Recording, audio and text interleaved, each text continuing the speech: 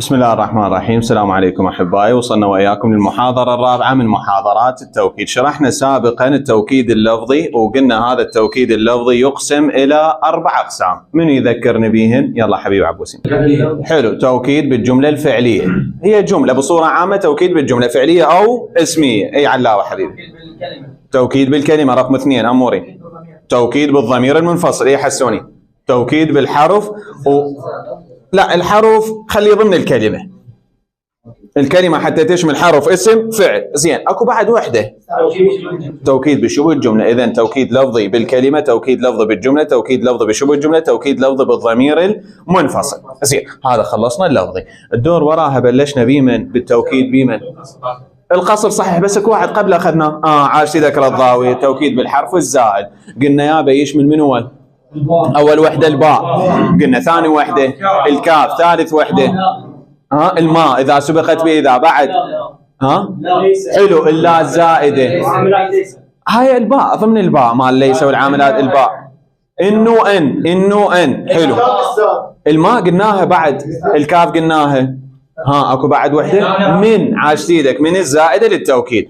ذني لاهم سولفناها، ذني ذكرناهن بالمحاضره السابقه وختمنا بمن طلال حبيبي.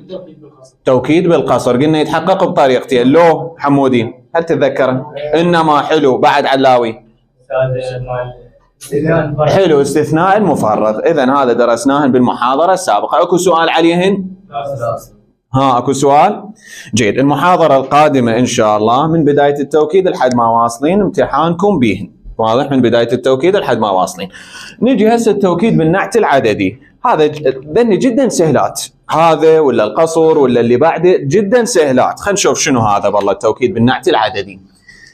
اذا لاحظت كلمة واحد للمذكر، يعني فشي مذكر احكي عنه استخدم واحد، او للمؤنث واحدة، فإذا هذا توكيد بشرط عند حذف شنو؟ لا يؤثر. إذا هذا توكيد. هسه ناخذ أمثلة عليه. وكذلك إذا لاحظت 2 و2 هذا للمذكر هذا للمؤنث. هذا يسمونه ملحق بالمثنى. شنو يعني؟ بداية هنا هسه كلمة واحد وواحدة تعرف بالحركات الظاهرة، يعني إذا رفع ضما أو تنوين الضم، إذا نصب فتحة أو تنوين الفتح، وإذا جر كسرة أو تنوين الجر. وكذلك لفظة واحدة. أما لفظة 2 و2 يسمى ملحق بالمثنى. يعني شلون؟ مثلا شلون عندي ملحق التعاون، ملحق الفارس، واضح؟ هذا ملحق بمن؟ بالمثنى اللي هي محافظة المثنى. فهذا ملحق بمن هسه؟ بالمثنى. مفهوم؟ هاي يا حبايب تسمى ملحق بالمثنى. شنو يعني؟ ما لها أصل. شنو يعني ما لها أصل؟ هسه مثلا من أقول فرضا كلمة مهندس، المثنى مالتها شنو هو؟ مهندسان أو مهندسين. إذا تلغي للألف والنون إيش راح ترجع؟ مهندس. يرجع الأصل. وكذلك بقية الأسماء، مثلا طالب طالبان، احذف الألف والنون يرجع طالب واحد. أما هنا إذا تحذف الألف والنون شنو؟ شنو؟ شنو؟ مو صحيح؟ فهذا ما إلى مفرد، فلهذا يسمونه ملحق بالمثنى. وعندك كذلك كلمات يسمون ملحق بجمع المذكر السالم. نرجع. فهذا الملحق بالمثنى نفس المثنى عند الرفع الألف، أما عند النصب أقول 2، وكذلك عند الجر. وإذا مؤنث أمين أقول 2 عند النصب وعند الجر. واضح حبايب؟ أعيد. التوكيد بالنعت العددي يتحقق بذن الألفاظ 1 و2. بالنسبة لواحد للمذكر، واحدة للمؤنث، 2 للمذكر، و2 للمؤنث. عند الرفع 2، عند النصب والجر 2، عند الرفع 2، عند النصب والجر 2. واضح هذا لهنا؟ زين. ناخذ فد مثال. رأيت طالبا واحدا. اجيت ايش لقيت بالجملة هالثانية؟ كلمة واحد.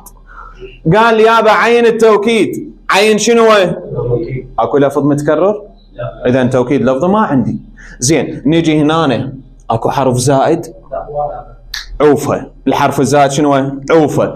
نجي اكو انما، اكو اداة نفي وراها الا، اذا القصر همين شنو؟ عوفة. احتمال اكو واحد او اثنان واشكالهن. ايش لقيتي هنا؟ شعاري شنو؟ امسح. ما يأثر لو يأثر. خلينا نشوف. رأيت طالبا. انت شنو شفت؟ طالبا. هو رأسا يجي ببالك انه هذا ايش قد؟ واحد عدده، مو صحيح؟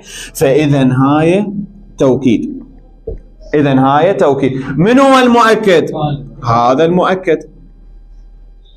مفهومه حبايب؟ صدقوا ويانا حبيبي. زين، اذا قال لي عربه يابا شنو حركته؟ هو اسم لو مو اسم؟ احنا بس الاسم نقول له توكيد، ولا الفعل اعراب اعتيادي، الحرف اعراب اعتيادي، بس الاسم. اذا هذا شنو؟ توكيد منصوب وعلامه نصبه شنو؟ الفتحه الظاهره على اخره. اقول مثلا مررت بطالبه واحده. زين، هنا أنا حبايب هسه ايش لاحظت كلمه واحده. انا شعاري الاساسي شنو؟ امسحها. زين، فهسه هذا مسحناه. اثر مررت بطالبه. اذا اثر هذا الشيء؟ ما اثر. اذا بالتالي هذا شنو؟ توكيد. توكيد شنو حركته؟ مجرور وعلامه جره الكسر. بيها اشكال حبايب. حمود ويانا؟ صفاوي. مفهومه؟ جيد. زين، ناخذ فد مثال على لفظه اثنان واثنتان. اقول مثلا سلمت على محاميين اثنين. زين، اجينا هسه لهنا أنا حبايب، لاحظنا لفظة اثنين. وياي امر بالتصوير؟ جيد. امسح. شعارنا الاساسي شنو هو حبايب؟ امسح. مسحناه اثر؟ ما اثر. فبالتالي اذا هذا شنو هو؟ توكيد. هسه هذا اثنان لو اثنين؟ اثنين. لو اثنين، عفوا لو اثنان عفوا لو اثنان رأسا توكيد مرفوع علامة رفعه الالف لانه ملحق بالمثنى بدون تفكير. لو لاحظت اثنان استونا ذكرناها، هاي هنا اثنان رفع، اثنين نصب وجر. لو اثنان رأسا رفع وبدون تفكير. بس اذا شفته بالياء وياي طلال، اذا شفته بالياء بيها احتمالين. احتمال هذا التوكيد منصوب، واحتمال هذا التوكيد شنو؟ مجرور. فهنا لو منصوب لو مجرور. احنا بالاصل المفروض نرجع علما للمؤكد، نشوفه منصوب اذا توكيد منصوب، المؤكد مجرور اذا توكيده مجرور. رجعنا علما للمؤكد اللي هو محاميين. ايش لقينا قبلها؟ اذا هذا اسم شنو؟ اذا هذا توكيد شنو؟ وعلامه جر الياء لانه ملحق بالمثنى. واضح؟ استاذ مثلا جيت انا بالامتحان ما عرفت انه الموقع الاعرابي لكلمه مثلا المحامين اللي هو المؤكد، ما عرفت الموقع الاعرابي للمؤكد، شو اسوي بهاي الحاله؟ الاصل تعرف الموقع الاعرابي. الاصل شنو؟ تعرف الموقع الاعرابي للمؤكد. مجرور اذا توكيد مجرور، منصوب اذا توكيد منصوب، مرفوع اذا توكيد شنو؟ مرفوع. ما عرفت الموقع الاعرابي، احنا اولا متفقين اذا اثنان رأسا مرفوعه والحق ربعك، بس دوختنا وين؟ على اثنين اللي هي الياء. اريدك تباوع لي هذا الاسم اللي هو سمينا المؤكد. انت شلون عرفته مؤكد؟ اثنين شيد على اليمن، على اثنين عددين، مو صحيح؟ انه شخص، فالمحامين هم يدل على اليمن. هناك ترابط بين المؤكد والتوكيد. اجينا لهذا المؤكد، بس اريد منك شغله تنتبه لي هنا. اكو حرف جار لو ماكو حرف جار. اذا قبل المؤكد اكو حرف جر اذا هو شنو؟ اذا بالتالي توكيد شنو؟ مجرور. ما لقيت قبل حرف جر اعتبره شنو؟ منصوب، فبالتالي توكيد منصوب. واضح؟ هاي 90% هسه الملاحظه تقدر تطبقها، مو 100%. ليش؟ اكو فد مثال او مثالين ما تنطبق عليهم. خلينا ناخذ هذا المثال. هنا هسه مثلا عليك بمصاحبه صديقين اثنين. طبعا هاي عليك مو عبالك شبه جمله، حمود وياي. عليك هنا مو عبالك هاي شبه جمله، هاي هنا بمعنى احذرك او انبهك او الزمك، يعني تجي بمعاني عده. مرات تجي مو بس شبه جملة واضح، هذا مو شغلنا، احنا مو شغلنا هذا. اجينا لهنا ايش لقينا؟ 2، شو اسوي؟ امسحها. اقول هنا عليك بمصاحبة صديقين.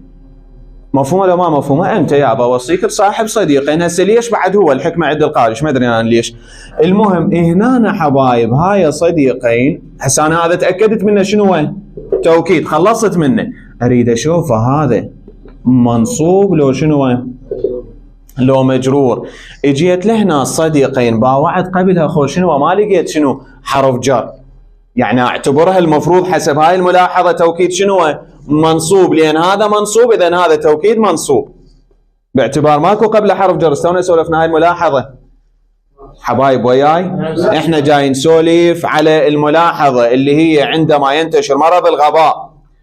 اي احنا ايش قلنا يابا الاصل المفروض تروح تشوف لموقعها الاعرابي. الاصل المفروض شنو هو؟ تروح تشوف موقعها الاعرابي. ما عرفت موقعها الاعرابي قلنا تباوع للقبلها. اكو حرف جار اذا مؤكد مجرور اذا توكيد مجرور. ماكو حرف جار اذا مؤكد منصوب اذا توكيد منصوب. هاي ايش وقت؟ عندما ينتشر المرض. قلنا المفروض ترجع للموقع الاعرابي. اجينا قلنا باستثناء كم مثال.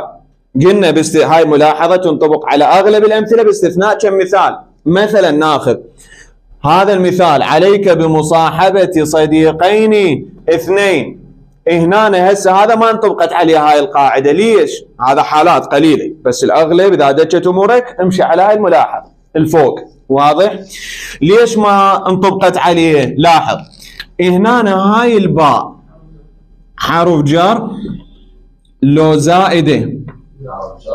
حرف جر لو زائدة. رضاوي شو تقول؟ خلينا نشوف رضاوي شنو مواطن الباء الزائدة. رضاوي حلو اوقف لي. كيف؟ اكو كيفه؟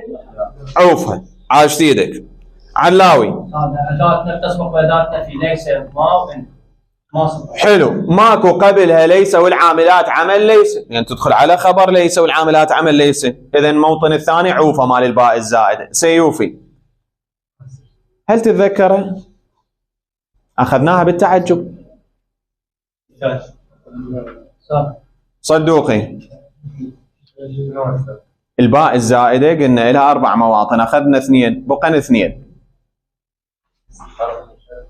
أموري حلو. خلينا نشوف أموري. أي أموري؟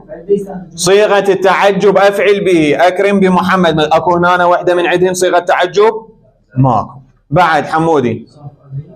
لا طلال حبيب لا ما عليه.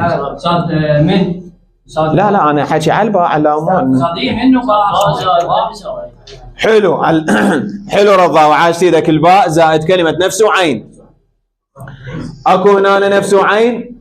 اذا بالتالي وصلنا النتيجه انه هذا شنو؟ حرف جر. وياي مهودي ويانا حبيبي. هذا اسم مجرور. مهود ويانا هذا اسم شنو؟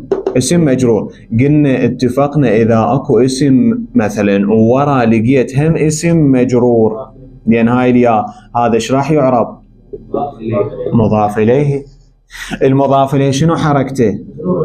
مجرور. اذا بالتالي هذا توكيد شنو؟ مجرور. واضح؟ استاذ شو دخنا بهذا المثال؟ عوف اخي ولي اعتمد لي على ذيك الملاحظه. واضح؟ هو اكو بس مثال انا لاحظته ان شاء الله ناخذه بكلا وكلتا بالتوكيد المعنوي. عليك ببر الوالدين كلاهما. هذا مثالي شويه نفس هاي الفكره بالضبط. اما بقيه الامثله اللي لاحظتهن نفس هاي الملاحظه تباوع لي للمؤكد. هسه اذا عرفت موقع الاعرابي بعد احسن امورك طيبه. ما عرفت باوع لي للمؤكد. قبله اكو حرف جار اذا مؤكد شنو؟ مجرور. اذا توكيد شنو؟ مجرور. ماكو حرف جر اذا المؤكد منصوب. اذا توكيد شنو؟ منصوب. واضحه هاي؟ مفهومه؟ زين رد لي فد مثال خصوصا اذا ايه قرانيه. ويا اموري قال تعالى وإلهكم إله واحد. زين هسه اذا مسحنا كلمه واحد ما تاثر وإلهكم اله. فبالتالي اذا هذا شنو لفظه اله؟ راح يقول له عين التوكيد، اقول له كلمة واحد. عين التوكيد شنو؟ واحد. نوعه توكيد بالنعت وياي توكيد شنو؟ بالنعت العددي. طريقته بلفظة واحد لو اثنين؟ واحد بلفظة واحد. مفهومة؟ ها ناخذ بعد مثال دقيقة وراجع لك. راجع لك حمولي. قال تعالى لا تتخذوا إلهين اثنين. زين هنا أنا واضح مو أموري؟ جيد. يلا حسوني حبيبي. هنا أنا قال عين التوكيد. عين شنو؟ أكو لفظ متكرر؟ لا لفظ مثلا اثنين اكو شيء. اذا ما عندي توكيد لفظي. عوفة اكو حرف زائد، الباء الكاف من الى اخره. اذا ما عندي توكيد بمن بالحرف الزائد. عوفة اكو انما. هنا انما اكو الا بالجمله اكو. اذا عوف للقصر همين، توكيد بالقصر هم عوفة. خلينا نشوف اكو لفظة واحد اثنين. اكو اثنين. اذا حلو، احتمال عندي توكيد بمن بالنعت امسح. لا تتخذوا الهين. مفهومه ولا ما مفهومه؟ وياي سيوفي مفهومه ولا ما مفهومه؟ مفهومه. فبالتالي اذا هذا شنو؟ توكيد. شنو نوعه؟ توكيد بالنعت العددي. طريقته بلفظة اثنين. واضح؟ طريقته شنو؟ بلفظة اثنين. علا وياي رد لنا مثال. قالوا أجئتنا لنعبد الله وحده. أجئتنا لنعبد. طبعا بالمناسبة هنا إلهين تعرب مفعول به منصوب، فبالتالي هذا توكيد منصوب. ولو رجعنا مثلا ما عرفت موقع الإعرابي، مثلا ما عرفت أكو حرف جار، إذا توكيد منصوب. واضح؟ وعلامة نصبه الياء لأنه ملحق بالمثنى. لنعبد الله وحده. زين هسه هنا اكو توكيد لو ماكو؟ خلينا نجي نشوف. يلا مهودي. اكو توكيد لو ماكو؟ نجي وحده. لفظي اكو؟ توكيد لفظي اكو؟ ماكو لفظ متكرر. عوفة. زين اكو حرف زائد؟ اكو الباء، اكو مين، اكو لا، اكو الكاف، اكو الماء؟ ما موجود. اذا عوف لي الحرف الزائد. زين نجي نسأل هنا اكو انما الا؟ اذا عوفة ما موجود. شنو القصر؟ شوف لي هنا اكو لفظة واحد. انا سألتك قلت لك واحد او واحدة اذا مؤنث. اكو لفظة واحد هنا وحده. اذا ما عندي توكيد بالنعت العددي. اذا ما عندي توكيد بهاي الجملة. شنو؟ ما عندي توكيد. احنا شنو قصد من هذا المثال، من هاي الآية المباركة؟ انه يابا ترى مو كل مدعبل جوز، مو كل ما شفت لي هيجي الشابه انه تستخرجها توكيد. لا، كون كلمة واحد او واحدة. والشغلة الثانية من تحذفها شنو؟ ما يأثر. هاي اهم شيء. سألني صادق قال يا استاذ هاي شو اذا حذفناها؟ شو يعني مفهوم الكلام؟ بس انا ما اعرفها مواقع اعرابية، اريد اعرب الجملة وانطيها موقع اعرابي. شلون اعتبرتها مو توكيد؟ المفروض انت تقول عنده حذف شنو؟ يختل المعنى. واذا ما اختل المعنى اذا هاي شنو؟ توكيد. المفروض هيك مو؟ انت هسه هنا اذا تقول استاذ هاي اذا حذفتها شو الكلام مفهوم، ليش ما اعتبرناها توكيد؟ نقول لك تعال يابا انت تقول هاي احذفها وشنو وما ياثر، اذا شو اعتبرها؟ توكيد. انت تقول اسالك سؤال، هاي توكيد لفظي او في اللفظ؟ لفظي لغينا. زين هاي توكيد بالحرف الزائد؟ زين هاي توكيد بالقصر؟ وياي اموري؟ اذا او في القصر. زين هاي توكيد بلفظة واحد اثنان؟ اذا ما عندي حتى شنو؟ توكيد بالنعت العددي. لعد وين التوكيد بالموضوع؟ مو توكيد. اكو كلمات هواي اقدر يجوز احذفهن، اقدر اختصرهن، مو معناته والله كل ما اكو كلمه اقدر احذفها وانا اعتبرها شنو؟ غير ضمن موضوعي. واضح شلون؟ غير ضمن موضوعي. يعني حتى مرات مثلا فوربك لنسالنهم اجمعين، القسم مو توكيد؟ توكيد لو مو توكيد؟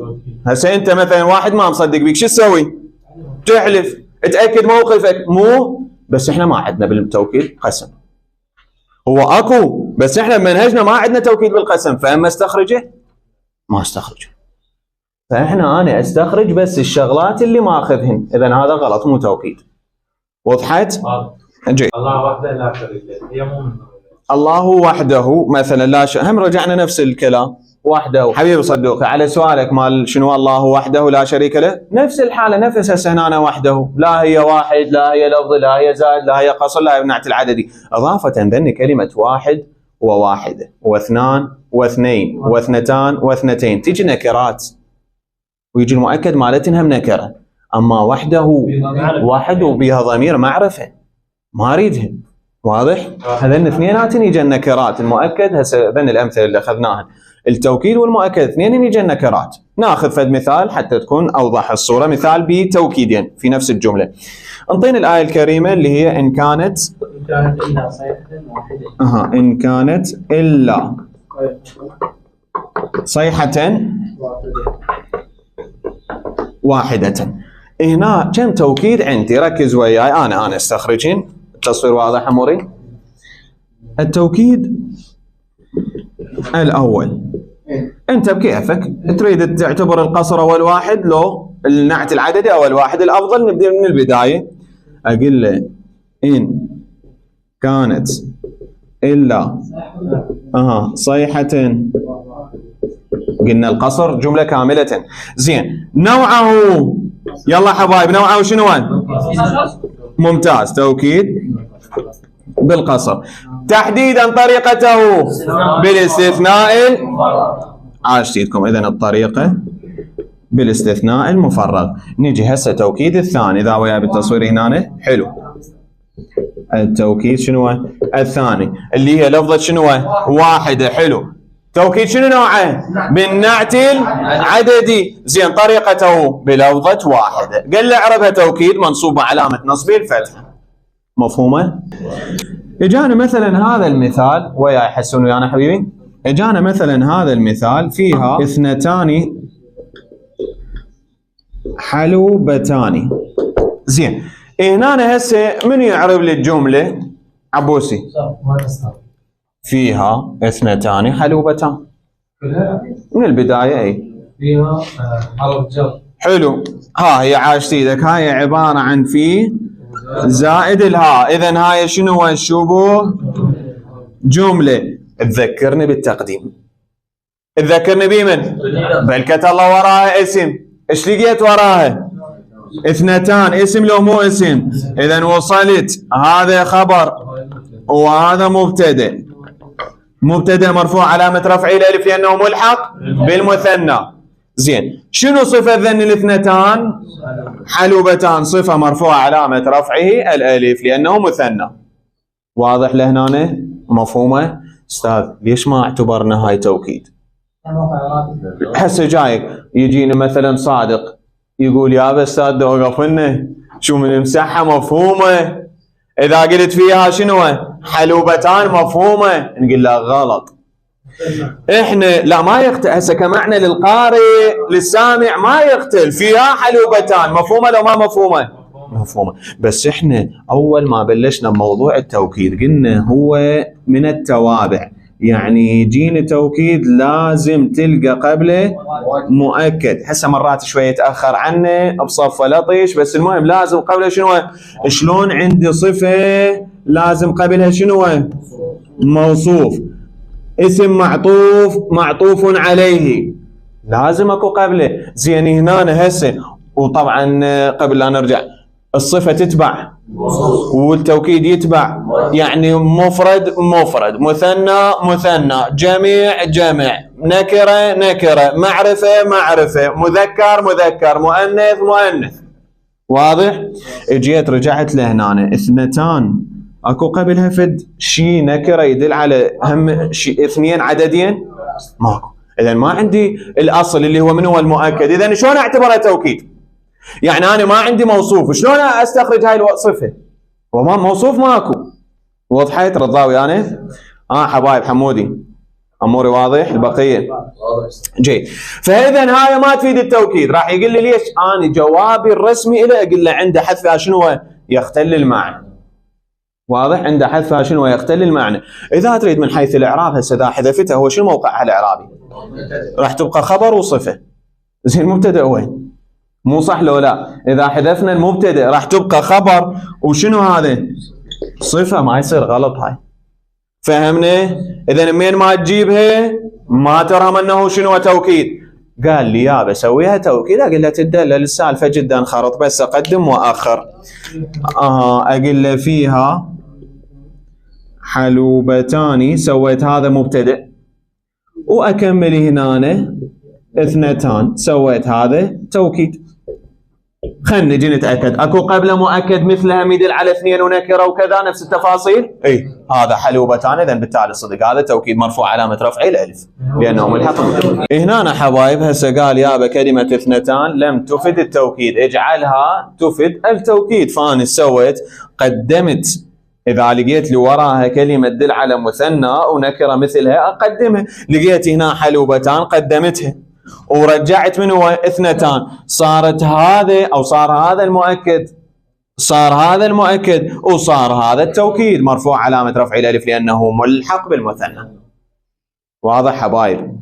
مفهومه؟ حتى نفس الحاله مثلا اقول شاهدت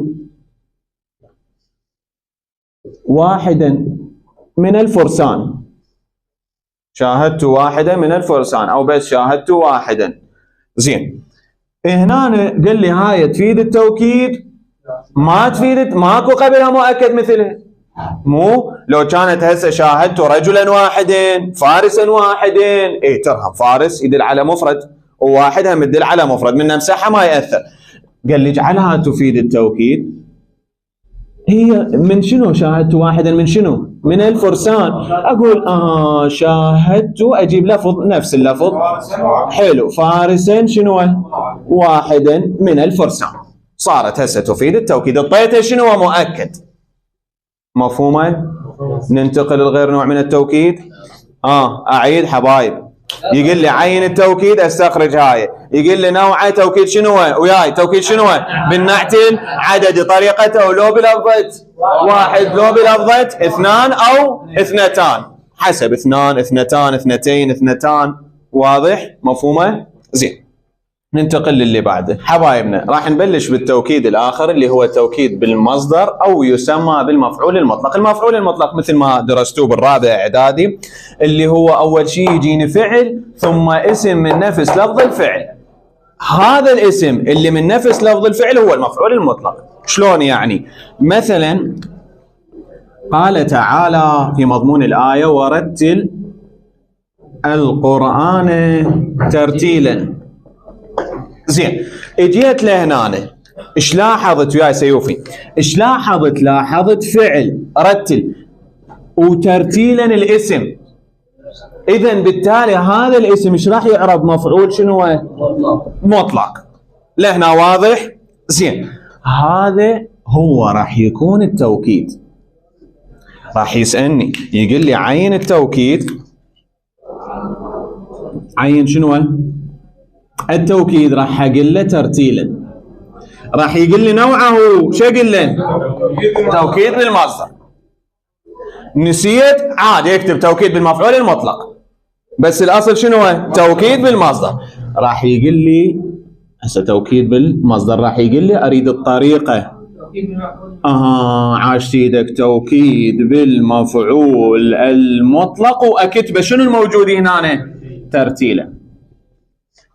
واضح حبايب؟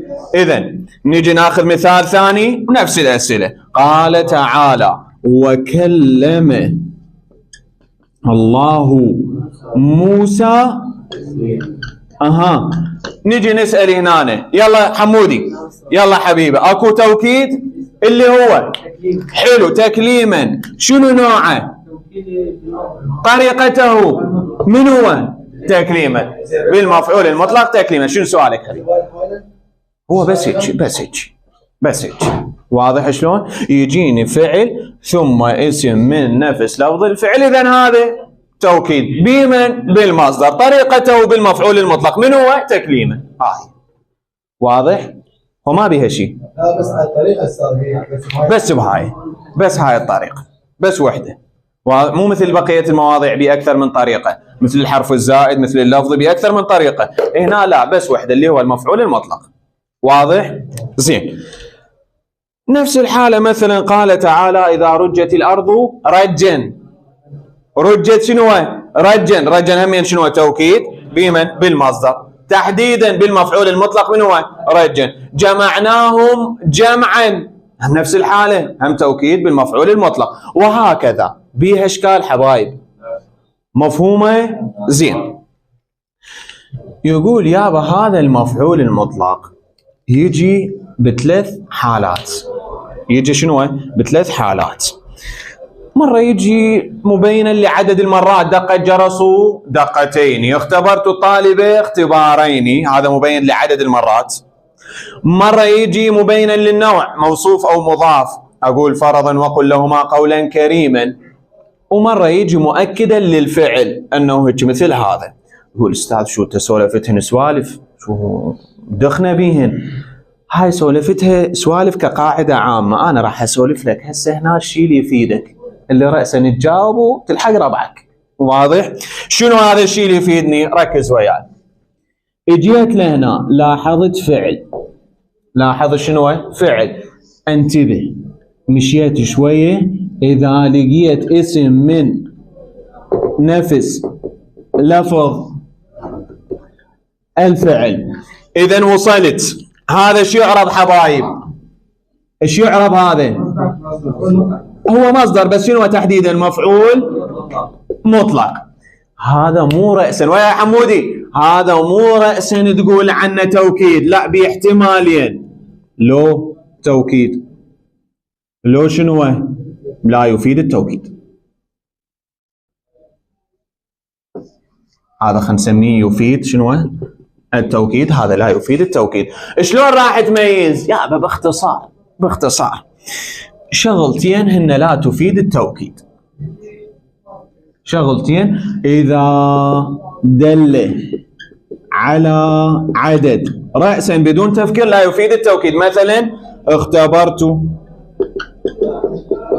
الطالبة اختبارين. هاي هنا اختبرت اختبارين، خو اسمه من نفس لفظ الفعل، إذن هو مفعول مطلق، بس استخرج توكيد؟ لا، لأن يدل على عدد. قال لي عربة تدلل، مفعول مطلق منصوب. واضح؟ مفهومة حبايب؟ هاي لهنا، هاي أول وحدة اللي هي شبيهة لا تفيد التوكيد. زين، شغلي كان على اليمن على عبارة اختبارين. نيجي للحالة الثانية، شوي ركز لي بيها، هو هذا الحكي وياها. اجيت للفعل ولقيت وراه شنو؟ اسم، عاشت ايدك، اسم من نفس لفظ الفعل، وباوعت لهنا. شوي ركز لي اموري وياي بالتصوير. زين، باوعت لهنا، لقيت اكو كلام، هذا الكلام فعل اسم ايا كان، بس شبيه؟ متعلق بالاسم. متعلق شنو؟ بالاسم. اذا هذا على عينه وعلى راسه مفعول مطلق، بس شبيه؟ لا يفيد التوكيد. واضح حبايب؟ ناخذ فد مثال في مضمون الآية، وقل لهما قولا كريما. اجيت لهنا حبايب، ايش لاحظت؟ لاحظت قل، وش لاحظت؟ قولا. آمنا بالله على عينه وعلى راسه، شنو هو؟ مفعول مطلق، بس يفيد التوكيد لو ما يفيد؟ خلينا نشوف، يفيد التوكيد لو ما يفيد. اولا يدل على عدد، عبرنا هاي الحالة، هو ما يدل على عدد. احتمال خاف وراها اكو شنو؟ اكو كلام وتعود. يابا هذا القول ايش بيه؟ كريما. اذا يعود لو ما يعود؟ يعود عليه. اذا هاي ما يفيد التوكيد. قال لي يابا سويها تفيد التوكيد، بس امسح كريما. صعبة؟ استاذ شلون؟ هسه قلت لنا اسم، هذا اسم، بس مرات قلت لنا يجي فعل، شلون بالله؟ اقول مثلا، هنا واضح اذا اكتب، واضح؟ اقول مثلا نجح زيد نجاحا يبهر الجميع. اجيت هسه هنا دورت، ايش لقيت؟ نجح نجاحا. حلو، آمنا بالله وبدون تفكير، هذا شنو هو؟ مفعول مطلق. بس هل يا ترى يفيد التوكيد لو ما يفيد التوكيد؟ أتأكد. يدل على عدد؟ لا، العدد يعني اثنين. نجاحين مثلا، نجح زيد نجاحين، هذا عدد. اختبارين هذا عدد. دقتين هذا عدد. زين، بس اثنين، بس اثنين ما يدل على عدد، عبرنا. أباوع أخاف أكو وراه شنو هو؟ كلام ومتعلق بالاسم هذا. هذا النجاح شبيه؟ يبهر الجميع. إذن هاي كلمة يبهر الجميع هي تعود على اليمن. إذن شبيه؟ ما يفيد التوكيد. واضح؟ هذا مرة قلنا اسم ومرة قلنا شنو هو؟ جملة فعلية. وحتى لو اجى ضمير همين نفس الحالة، الضمير هم يعتبر شنو هو؟ هم اسم. قال تعالى هنا أنا واضح مو أموري؟ إذا زلزلت الأرض شنو هو؟ زلزالها. هاي إذا فسخناها كلمة زلزالها ايش تطلع؟ زلزال زائد الهاء.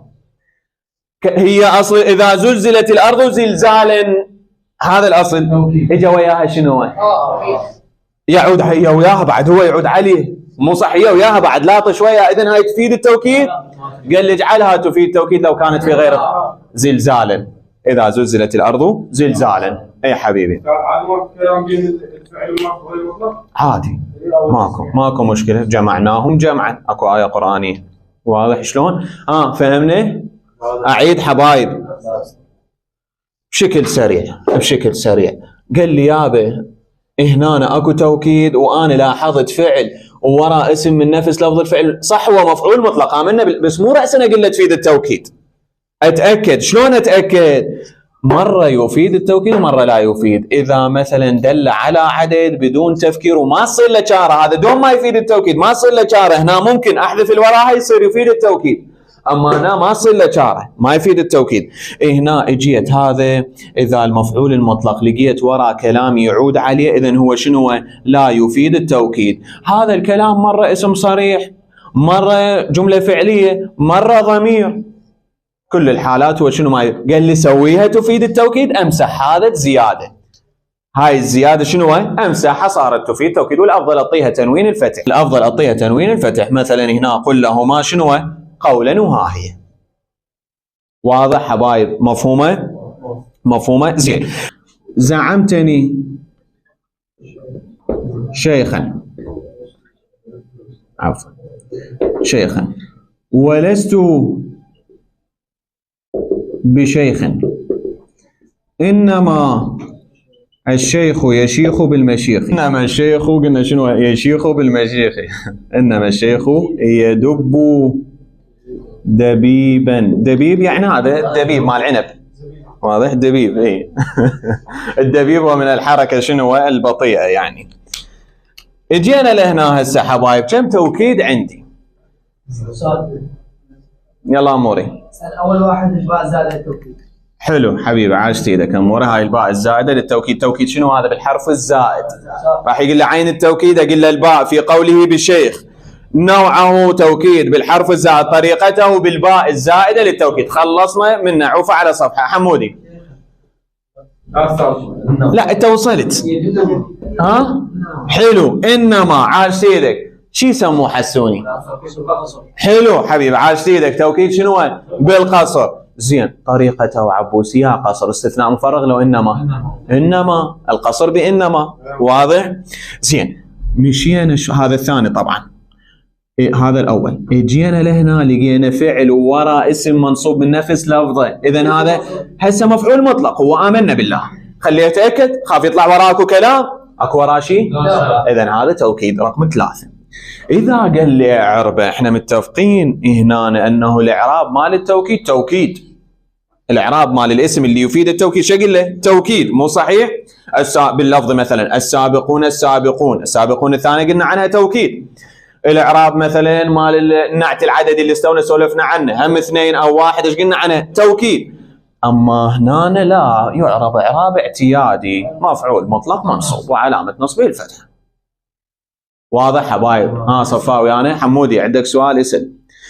هنا يعرب اعراب ما قلنا توكيد منصوب، لا مفعول مطلق منصوب. فهمنا؟ واضحه؟ جيد. هنا قال لي اجعلها مثلا، هو ما يسألك شيء، قال لي اجعلها لا تفيد التوكيد، دبيبا هادئا، يعني مشيا هادئا، صارت ما في، خليت وراها كلام. هنا حبايب احنا الاصل هسه اريد اسولف على هذا، وياي اريد اسولف على اليمن على هذا اللي هو ما يفيد التوكيد، يجي وراه كلام. هذا هنا من ما يفيد التوكيد ويجي وراه كلام، راح يقول لك عود ليش ما يفيد التوكيد؟ ما تقول له اجى وراه كلام، هاي الك ما اجى وراها كلام.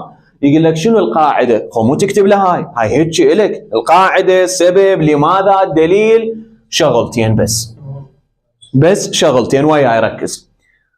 هذا المفعول المطلق اللي هو ما يفيد شنو التوكيد باحتمالين، راح اكتبني هنا، لو يقولون لانه موصوف، لو يقولون لانه مضاف.